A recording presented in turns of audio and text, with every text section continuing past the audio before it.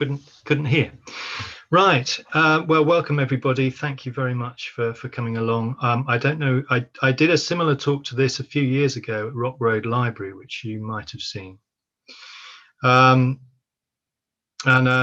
was because that was Rock Road. We were also sort of looking at the area kind of further in towards Cambridge, but I've tried to concentrate this one on your area, the Queen Edith area, which, as Sam said, we lived in, well, for 30 years until just 2 years ago, and we still have strong connections with the area. I would like you, if you can, to just imagine that you are a Saxon living in 11th century Cambridgeshire. Yes, on the edge of the fens. This is a landscape that would be very familiar to you, and you would be fishing and getting eels and wildfowl and punting across meres and so on, not very far away from where you all live now. And imagine that it's 1066, and that as a Saxon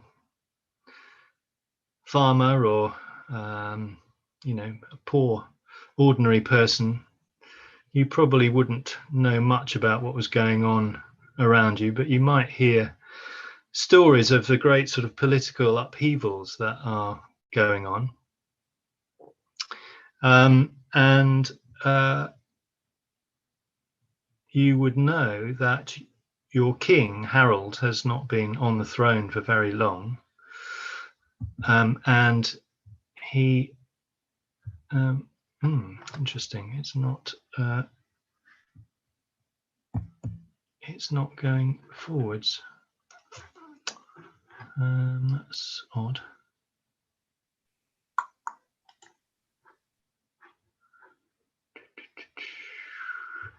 Sorry, everyone, it's just not. Let me work this down here. Yeah, it's working now. So in the sky, you'd start seeing something like this, and you'd wonder what that was. It's Halley's Comet, a portender of great change, and 1066 was a period of great change, and Edward the Confessor had just died, King Edward, and Harold had been proclaimed king, but he was besieged from all sides, and William, the Duke of Normandy, was threatening to invade, but also his brother, who was exiled in Norway, was about to attack from the north in Yorkshire. So yeah, he was besieged and beset as the new king. More of which in a moment. So the area that you live in, the Queen Edith area, as many areas were. I don't know how many of you saw the dig the other night, but we enjoyed that very much, about the Sutton Hoo excavation. So not the Dark Ages, a time of great craftsmanship, and some beautiful things have been unearthed. That cross, the red cross at the top there, was dug up just, I forget the name of the development, but up Long Road there very recently when that housing was built. And the cross at the bottom was a stone cross that was unearthed in Cherry Hinton, and those are the Saxon graves on the left that were unearthed in Cherry Hinton just a few years back. So a lot of Saxon settlement and activity in the Cambridge area and around the what is now the Queen Edith area. We know that Cambridge was an important Saxon settlement because St Benet's, the oldest building in Cambridge, is a Saxon. The tower is Saxon, and the Saxons didn't often build in stone. They were mainly carpenters. So to build a tower in stone was really quite unusual.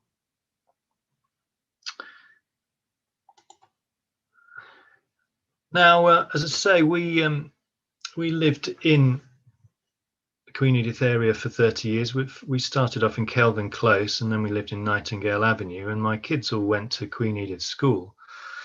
And I'm just sort of naturally curious about these things, and I just wondered why it was called Queen Edith School and why the area was called Queen Edith's. And I was told that it was named after Queen Edith, the wife of Edward the Confessor, and that's her on the left. Obviously, not many pictures of people, all fairly unreliable back then in the 11th century, but there's a picture of Edith being crowned.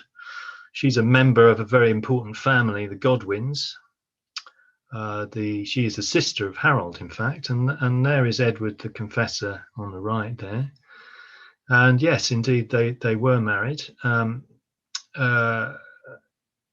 Edward was a very austere king and very religious, and people have questioned his sexuality and so on, but the upshot of it all was he had no children. So when he died, there was a power vacuum, and the Godwin family, who were based down in on the south coast, really, in what was called Wessex, were enormously powerful. Anyway, so I was told, yes, Queen Edith owned land around this area, and I thought, well, that's interesting. So I bought a book, like you do, about Queen Edith.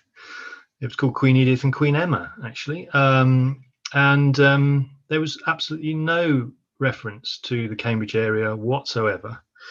So I thought, oh, well, that's disappointing, and I forgot about it really for a bit. I was a bit sort of frustrated by that. Anyway, back to Harold. That's Harold on the left. They look like twins almost, don't they? That's Duke William on the right. And everyone knows about 1066. What some people don't know about is the amazing story preceding the Battle of Hastings, as it is called. And I put up this very outline network of the Roman road system because I don't know if you can see my cursor here, but Ermine Street, which runs through Royston and the old A10, and roughly what was the A1. People used the Roman roads because the other roads were were pretty terrible, and tracks and so on. Anyway, just to say that Harold was with his army down here in Kent, awaiting the predicted invasion from William in Normandy. And as I said earlier, his brother, who'd been exiled, invaded with the King of Norway, Hardrada, and was camped out up here in York. So Harold and his army marched in 4 days, 250 miles up the Roman road, and then defeated his brother Tostig and Hardrada at the Battle of Stamford Bridge. And that's me. That's not the original bridge, but that is Stamford Bridge up in just outside York. An amazing story. I mean, an exhausted army of Harold's, turning the tables on Hardrada and Tostig, and then hearing that William had in fact invaded. The weather had improved in the Channel, and he came ashore in Pevensey, which is in East Sussex, and was kind of marauding and pillaging and stuff down in Kent, like they did in those days. So Harold had to rush, and his army, all the way back down Ermine Street to see off this new and bigger threat. And as every school child knows, there was this extraordinary battle, not in Hastings, but just to the north of Hastings, in a place now called Battle. I don't think it was called Battle then. That would have been too much of a coincidence. And King Harold and his men were in a very strong position on the top of a hill. No one is sure even now where this actually happened, but there are one or two places where it could have happened. There's been no archaeological evidence found whatsoever. But the upshot of it was that the battle raged all day, and of course William was victorious. Harold This is William and his men charging up the hill, as they did several times. He'd been promised the throne by Edward, and even we think had tricked Harold into promising the throne as well. So he was pretty cross, as you can see in this picture. And yes, there's the story about Harold, whether this is Harold or not, on the tapestry, getting the arrow in the eye. He may or may not have done, or it may have killed him, or may not have done, but his soldiers thought he was dead, and the army collapsed, and William was triumphant, and became William the Conqueror, bringing in several hundred years of basically French rule. The nobles all spoke French for some time. Now, what's all this got to do with our area of Cambridge, you might well ask? Well, I had forgotten about it all, as I said, but then on holiday, I picked up this book by Julian Rathbone called The Last English King, and it's a wonderful early medieval romp, and describes the Battle of Hastings and the days leading up to it. And to my astonishment, about a quarter of the way through, it starts talking about Harold falling in love with a Danish princess called Edith.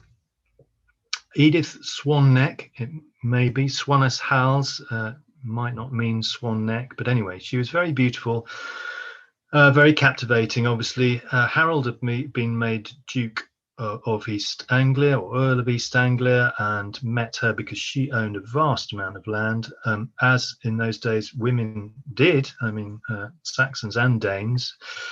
And I started to think, well, maybe there were many women called Edith in those days, but maybe this is the Edith.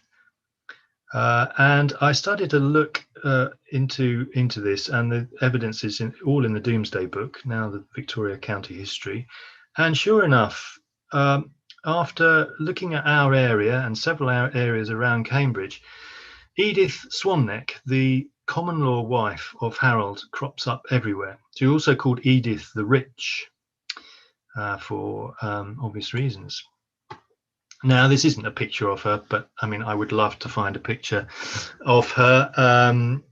This is just a guess of what she might have looked like.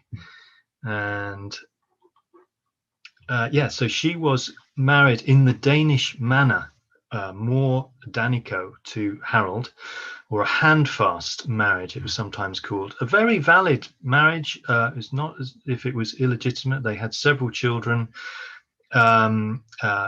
It was recognized informally by the church, but politically he had to marry somebody else. But I mean, we can be pretty sure that they were a very close couple. And she picked up his remains on the Battle of Hastings on the next day, and was the only one able to identify his body. This is the family tree, which I won't spend too much time on at the moment, but you can see that in the middle there, Harold and Edith married. We're not quite sure when, but had 1, 2, 3, 4, 5, 6 children, including Gita, who married after the battle, went off to Russia, and there's a link with the Russian royal family that comes all the way back through Queen Victoria to the House of Windsor, which is quite interesting. This is a map that I made from my analysis of the Victoria County History, basically the Domesday Book. And each of these stars represents a hide of land. So we don't know exactly where the land was, but this gives an idea in the area around Cambridge of a concentration of the acreage of land that Edith owned. This is Edith Swanneck. And as you can see, there's a great concentration around Hinton Hall, Cherry Hinton, as it were. Another up near, a big concentration near Swavesey, but her name crops up everywhere. And yes, as Sam was saying, you know, history in real time. So a book came out about 5 years ago. So after I'd done all this research, by somebody called Bill Flint, and he's been doing. I mean, he's a professional historian, unlike me. But his theory is that this is a picture of Walsingham, and as you probably know, there's the shrine of Our Lady at Walsingham, and the Virgin Mary appeared to a woman referred to as Richold in Walsingham. Now, no one really has known until recently who this woman was, but Bill Flint reckons that it is Edith Swanneck, which is amazing. So it was Edith Swanneck who had the vision in Walsingham. She was the lady of the manor, and Walsingham was owned by Harold, and was dispossessed after the Battle of Hastings and given to the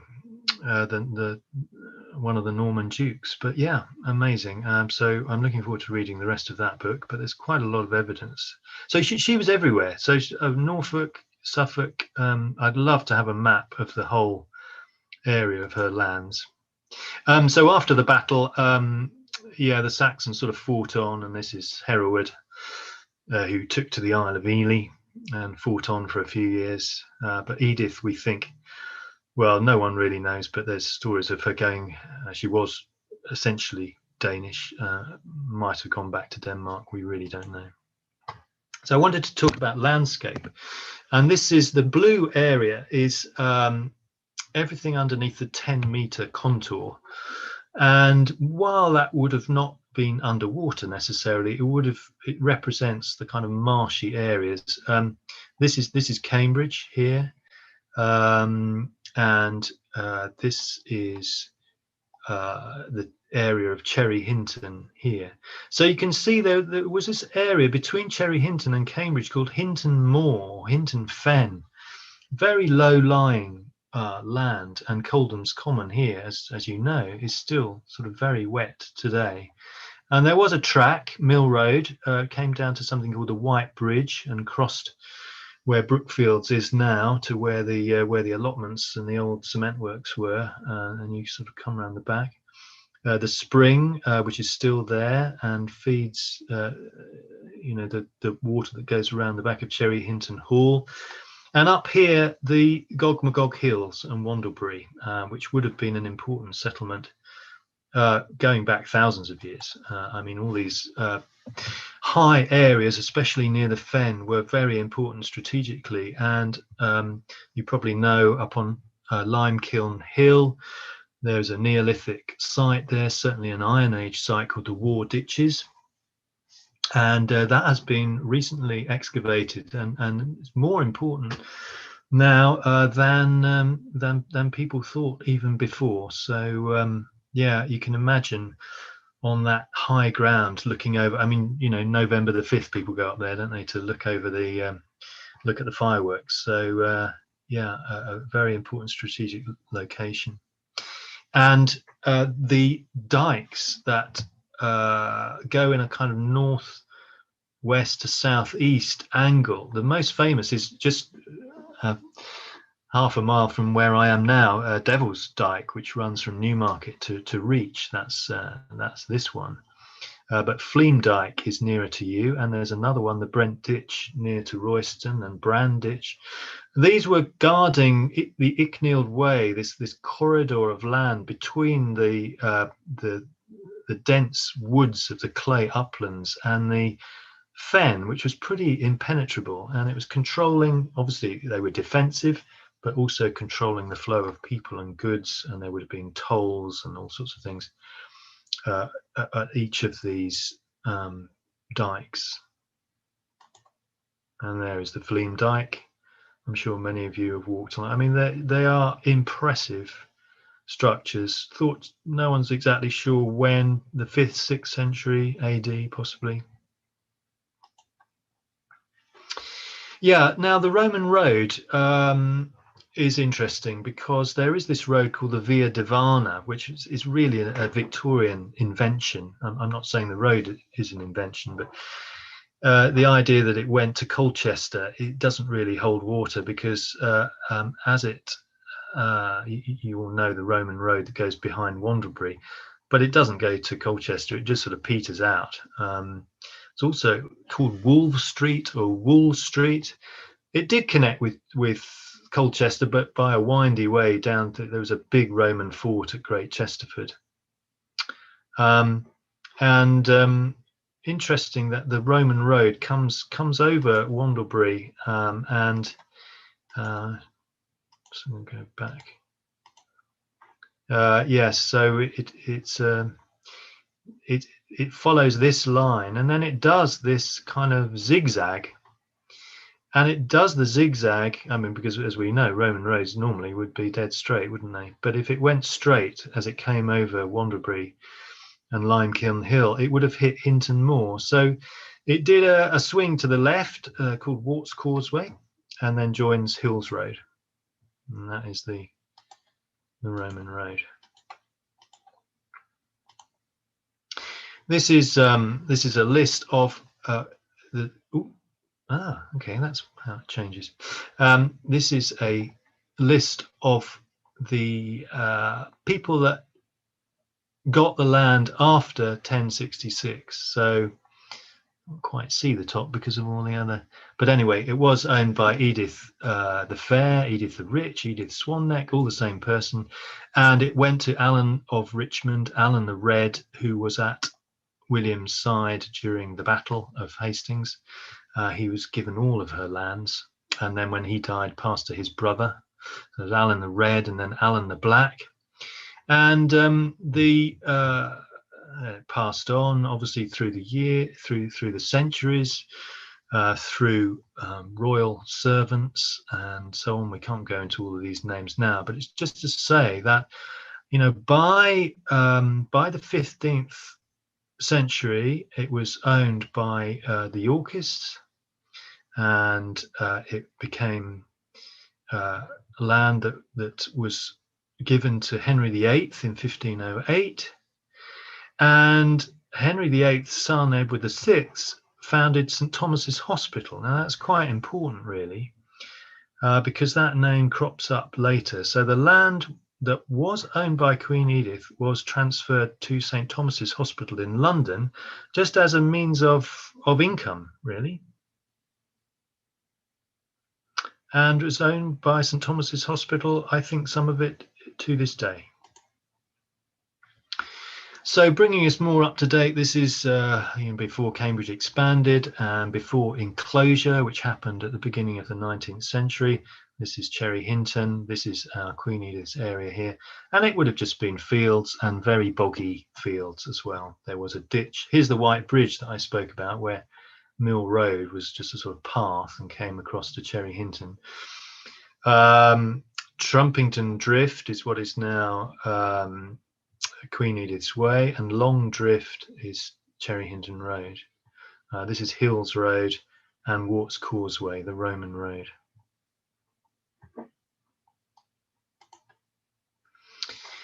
I went to an archive somewhere in London. I suppose it was the St Thomas's Hospital archive, now I come to think of it, to try and piece together where the land was. Now, this isn't necessarily the land that was owned by Queen Edith. In fact, it certainly wasn't, but because land got reallocated to enclosure, because as you probably know, land was held in strips and was all a bit random, really, but then consolidated in the agrarian reforms of the 19th century. But I found a map that showed that this is the land that eventually ended up as being owned by St Thomas's Hospital, edged in blue. So Cherry Hinton Road here, this is the line of Mowbray Road, this is the line of Queen Edith's Way. So straddling Queen Edith's Way is the land owned by St Thomas's. And I've tried to superimpose today's map on that. So to get your bearings, Queen Edith School right in the middle there. Okay.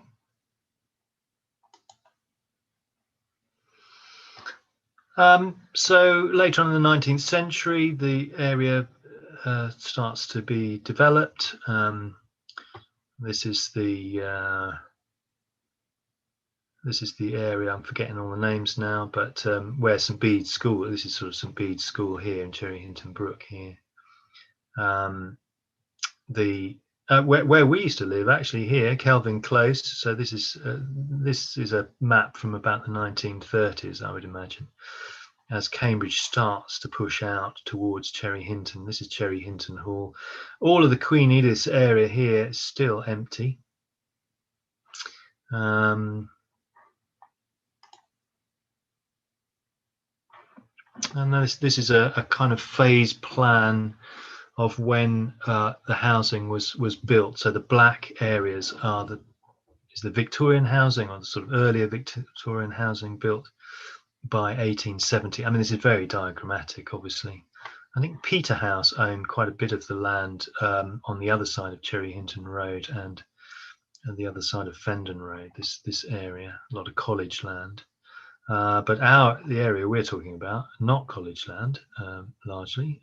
It was, as we've said, owned by St Thomas's, and they wanted to make some money out of their land, so they started developing it in parcels from the 1930s really onwards, 1940s and 50s, and certainly our area where we were in Nightingale Avenue. At the north end of Nightingale Avenue, our house was built in 1959, so it's just when that estate was being built. And then in the post-war period, and in the 50s, lots of ideas on planning out the area. This is this is Netherhall, and this is now Queen Emma over here, which was the Netherhall lower school, wasn't it? And Queen Edith is here. But the road layout, as you look around, you'll see it's nothing like really what it is today. But it's just nice to see, people sketching out these things to see, how can we develop this land? It relied on drainage, of course, and the area that is the Wreck, Nightingale Avenue Wreck, was marsh basically, and it had to be drained. And there's a big drain; you can hear it sometimes underneath the Wreck, and enabled all this area to be developed. It's not very far above sea level, as you probably know. I love this picture. So Mrs. 1970 begs leave to introduce you to your new home, which is all about modern living and having some form of central heating anyway, and it was all oil boilers. You look at the this is from sales particulars for I think a house in Netherhall Way that I managed to grab. So houses that were built in the late 1960s. So Mrs. 1970 was the future. Let me see that. That's just the area again. So this is our conveyance for which you don't often get these, but we were lucky. I don't know why we were given this, but we ended up with it. And so we lived at 3 Nightingale Avenue, and it was owned by the Board of Governors of St Thomas's Hospital. And this is the other thing that made me wonder, not just the story about Queen Edith, but St Thomas. St Thomas's, what on earth are they doing owning land in this part of Cambridge? And of course it is all connected, as we've seen. So it comes all the way from this Danish Saxon princess who lived in the 11th century.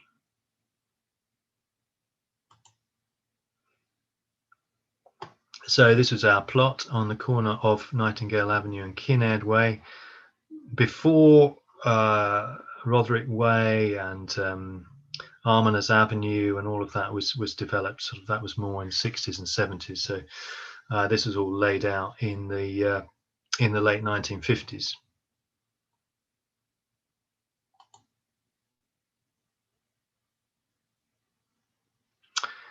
Nightingale Avenue, here in an exclusive part of Cambridge, a number of spacious modern houses are being erected, designed by a well-known architect. Doesn't say who. And yeah, I mean, they are quite well planned. What I find interesting about these houses is, and we can talk about this in a minute, I mean, the estate planning is very different. Lots of space, lots of green space, lots of connections from one close to another, so that you know, it's very permeable. But also the houses, for their day, you know, lots of light, big windows, but wide, with not much depth front to back, and really quite compact. I mean, some of the bedrooms were really quite small. Good work for architects over the last 20 years, extending them. And I love this down here. Can you hear this? Definitely the last development of its kind in Cambridge, owing to the shortage of building land. Nightingale Avenue set in a pleasing position to the southeast of the city. All the homes to be built here are large detached houses of character and quality with 4 bedrooms. So yeah, I don't know whether we can hold them to that. Definitely the last development of its kind. But yeah, here all the plots being sold off between Armoners Avenue and Nightingale Avenue. And these are my 2 boys, many years ago, nearly 30 years ago, when we lived in Calvin Close. And if it rained, and we were wondering, my wife and I were just talking about it today, we've had so much rain over the last couple of months, haven't we? When it rained, our garden filled up with water, and we tried not to get too worried about it. It never came up to the house. Our neighbours, it did just about come up to the house, and they tried all sorts of ways of draining it and so on. But you're fighting a losing battle, really, because, you know, the land is returning to fen, and it's all on the sort of sticky chalky clay, the marl, and the water just has nowhere to go. And well, the kids enjoyed it anyway.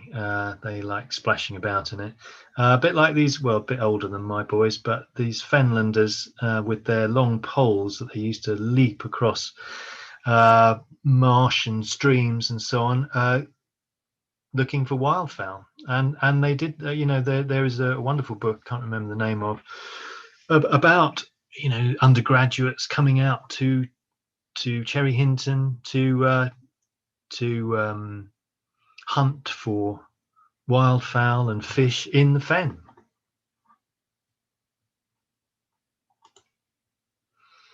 And just to show you, see, this is the empty area of that we're talking about. This would be Nightingale Avenue coming across here. This is Addenbrooks now over here, Red Cross Lane. Here is the ditch that runs under the back of, parallel with Fendon Road, and drains the land all the way through here and connects with Coldham's Common. This is the 50-foot contour. Netherhall Farm, which has been there for a very long time, and this is Warts Causeway at the bottom. And just to finish off, I discovered when I was doing a house extension in Kinnaird Way, and my client said to me, "Oh, my neighbour says to be careful about the tank trap." And I said, "The what?" The tank trap, you know, it's somewhere around here. It was built in the 1940s, and his garage was built over where the tank trap was, and it all sank and had to be rebuilt. So I did a bit of research and found these aerial photographs of our area. I guess wartime photographs, and yeah, this is the Queen Edith Fendon Road roundabout, where the new roundabout is, Queen Edith's Way, and this line is the tank trap. Now, what it was for? Well, for trapping tanks, clearly, but I don't know what they were worried about. Protecting the railway junction, I suppose. But my theory is, if you've got thousands of soldiers standing around, in 1940 with not much else to do, before, during the phony war, you've got to give them something to do. And what better than to dig a great big ditch, just like the ditches that the Saxons built. And yes, to bring us right up to date, this is, what's it called? GB1. I don't know much about it, but obviously this is Warts Causeway, which has just got planning permission. And oh, what happened there? What intrigues me is that it looks like a tapestry. I don't know. I don't know. I don't know who did this drawing and why, but it did just remind me of something else. Maybe there's a kind of connection with that. I don't know. So that is the end of my talk. I hope you could all hear that. Yes, thank you, Jeremy. I can't hear anybody at the moment. Can you not? Hang on.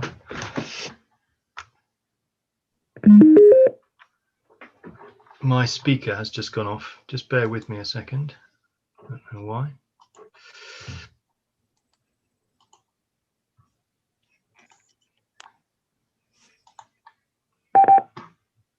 Lots of noises.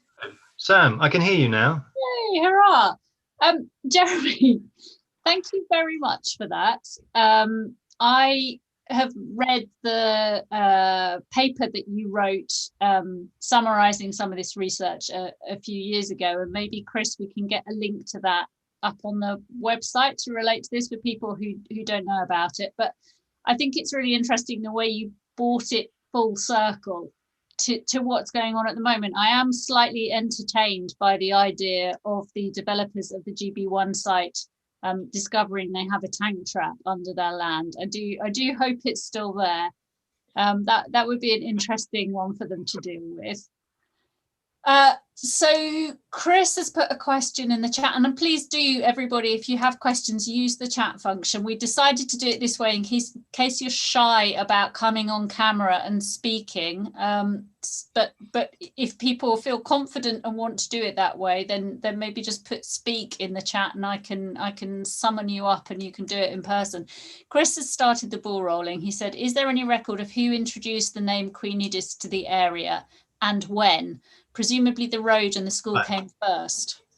Yeah, I kind of skipped over that bit, didn't I? So it's my theory is that any developer who's laying out an estate, they need a name for it, and they need a name for the roads, and that they were sort of fishing around for names, and somebody had said, well, Queen Edith owned a lot of land around here.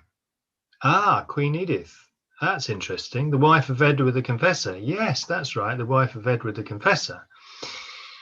And so, roads like Wolfston Way and Gunhild Way, these are all names connected with Queen Edith, who was the wife of Edward the Confessor, which, there's nothing wrong with that. It's just that that particular Queen Edith had no connection, as far as I can tell, with our area of Cambridge. And yet the other Queen Edith, the unofficial Queen Edith, the common law wife of Harold, who was king, so I mean, we can call her Queen, I think, Edith Swanneck. It was a case of mistaken identity, and then just gets passed around as it was passed to me. Why is this school called Queen Edith School? Oh, well, it's named after Queen Edith. Who's Queen Edith? Oh, she was the wife of Edward the Confessor. Oh, that's interesting. Why? Well, she owned land around here. No, she didn't. So so it happened. Case of mistaken identity in the 1950s, I would say. Okay, thank you for that. Viv has a addendum to that, which is, has Queen Emma's School been named in error then, if your theory is correct? Yes. Much. It's just compounding the whole error, really. Yeah. Queen Emma, interesting woman as well. I mean, wife of Canute, I think. and was she the first wife of Edward? Anyway, don't want to get into that. Look into the I mean, it's extraordinary, the whole family tree. And I mean, Edith Swanneck was the granddaughter of Ethelred the Unready, for instance. So I mean, like royalty today, lots of interconnections and so on. But yes, Emma, no connection with Cambridge, even less connection with Cambridge than Queen Edith. Okay, that's unfortunate. So a couple of nice comments, both referring to inadvertent water features. Anon says the picture of Jeremy's garden with the kids playing in the water could be 9 wells. Yes, anyone who's been over to see the playground in the dry pond at the 9 wells development would know exactly what that's referring to.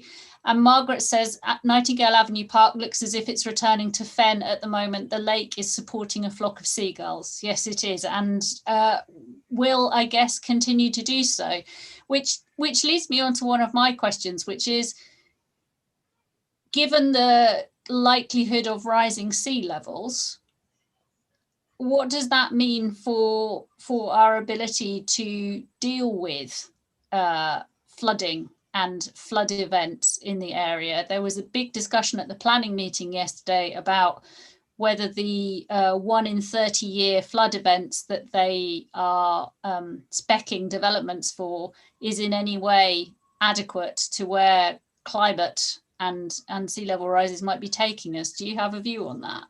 Yes. I mean, that sea levels is a different thing. I mean, you need to look at what happens at the outfall of the River Cam and the River Ouse, and the massive, Denver sluice and all the controls around that. Which has been there since Roman times, basically. And I mean, I crossed, because I live out this way now. I crossed the Bedford levels today. Built in the 1600s. By Vermuyden. All flooded, which they're designed to do. They're designed to flood. Now, whether rising sea levels means that you're soon going to be Cherry Hinton on sea or not, yes. If the sea rises by 10 meters, then we're all in trouble, basically. I mean, because the whole of huge amounts of land will be underwater. But if we're talking about 2 or 3 couple of meters, say, it'll be about how that's defended along the coast, because we can still pump the water and control the water when the tide is out and so on, which is what happens at Denver Sluice. So the system is working in a sense. I mean, it won't be working if your house is underwater, clearly. But if areas that were previously fen and are not built on, you can call them floodplains if you like, Coldham's Common or whatever, if that's underwater and absorbing water, then it's a bit inconvenient if you want to go and walk your dog. But it's not disastrous, is it? So yeah, it's kind of okay, as long as the all these amazing, I mean, I've been out to, because I do a program for Burwell Radio, so I went out to the pump house at Upware, and these amazing electric pumps that, because the didn't happen in your area, but out here in the fens, it caused the peat to sink, and it compounded the problem, because then they couldn't pump the water out. And there's a sort of misunderstanding that the Dutch drained the fens. They didn't drain the fens, because they were able to manage the water, but the windmills were just not enough to, as the peat shrank, to pump the water up into the rivers. So I think you're okay for a bit, but I do worry for the residents of Kelvin Close. Life jackets probably needed. Question from Anne. Did the 1920s and 30s ribbon development down Hills Road and Babraham Road, etc., have a centre or locus? No, that's the essence of ribbon development, which is why planners, tried to get away from that. I mean, to say it was unplanned development, it's probably not quite right, but it wasn't very satisfactory, was it? So yeah, and as I was saying earlier, I mean, we can talk a bit about the GB. What do you call it? GB1? Well, I call it a number of things, but the developers call it GB1 and GB2. Been saying on Twitter, Sam, it's lack of connectivity. Yeah. With its own community is extraordinary. And you look at all the little passageways which we used to love when we lived around there, that you could do a little sort of snicket through from one road to another, so you could get walking or by bike to the shops in Wolston Way. Now there seems to be no consideration about that in modern planning whatsoever. Yeah, no, I won't give my opinion. As I said to you in my tweet, here. Does that mean, and this sort of thing happens and happened certainly in the sort of more kind of controlled planning environment after the war, that someone says to you, someone who owns a house in Beaumont Crescent, sorry, you're going to have to move out because we're going to demolish your house, and because we need to put a cycle and footpath through here to connect to the new GB1 development. Because I don't, correct me if I'm wrong, but I don't see how else you can make the connection, because it's so built up. But it needs that kind of vision, really. Somebody to volunteer.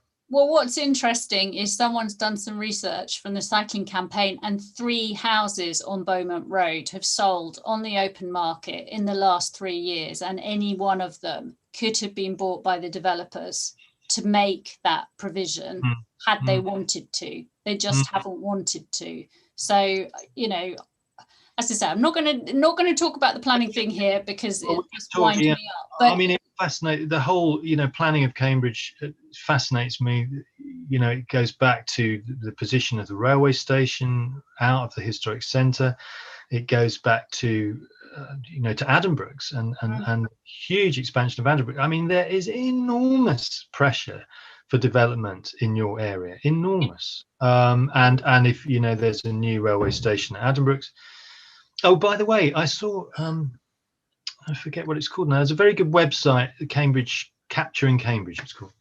Yes. And it says that, I think it's very good, but another sort of mistaken identity thing is that it says Nightingale Avenue is called Nightingale Avenue because of Addenbrooke's Hospital. Well, it's not. It's called Nightingale Avenue because Florence Nightingale was at St Thomas's Hospital. So it precedes Addenbrooke's, new Addenbrooke's, by not by much, but by enough. They'd already named Nightingale Avenue, and Kinnaird, Olga Kinnaird, was a close associate of Florence Nightingale. So it's easy.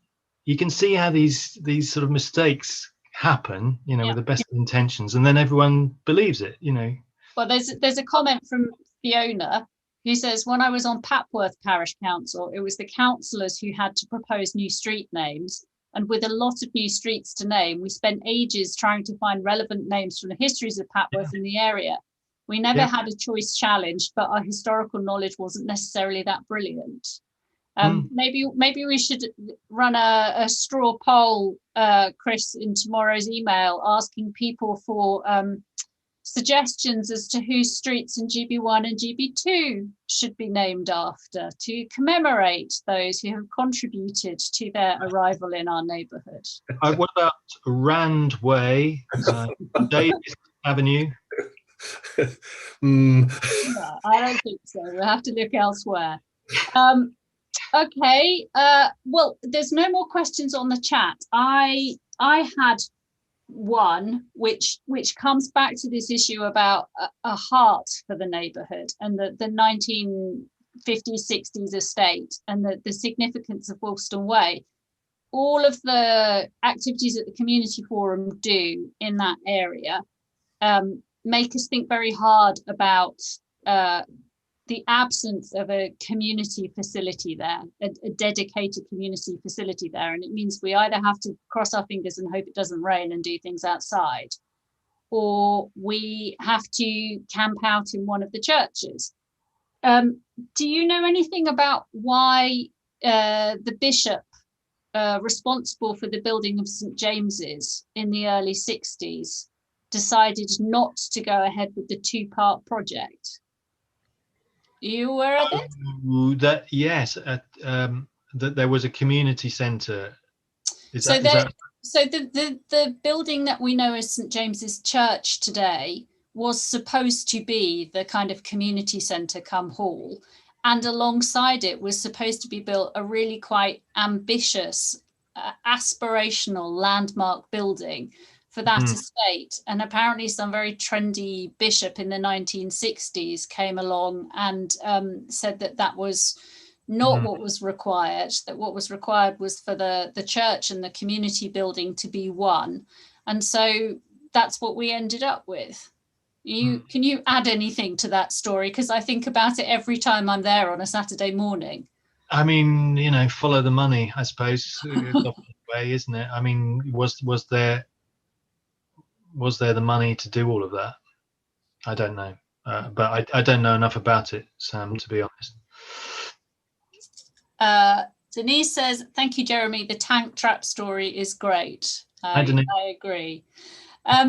So if there's no other questions, which doesn't look like there is, can I say a really big thank you, Jeremy, for being our guinea pig from a process point of view as much as anything. I can see lots of applause going on different screens. Thank you. I think this has worked pretty well. We started with 36 people on the call and we finished with 30. So, you know, I think that's a reasonably high success rate.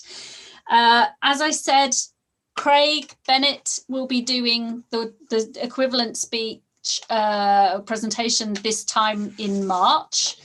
And in between now and then, Chris will be nagging people to volunteer to deliver the next issue of the Queen Edith magazine. That should be coming out the weekend of the 20th of February, Chris, is that right? Chris is nodding. So if we all get snowed in the next couple of weeks, at least that will give us something to read. Thank you very much, everyone, for giving this a try. We would love to hear from you what worked and what didn't, so we can do it better next time. So email or tweet or one thing is terrifying, Sam, talking at a laptop. All I can see is my PowerPoint. I can't hear anything back. I can't see anybody. You could have all have disappeared for all I knew, so I just kept going. You did amazingly well. Thank you very much. Give our love to Sally in Burwell, and keep in touch with us and let us know how your new reading goes. Yeah, sure, will do. Thank you, everyone, and have a good evening. Bye. Bye.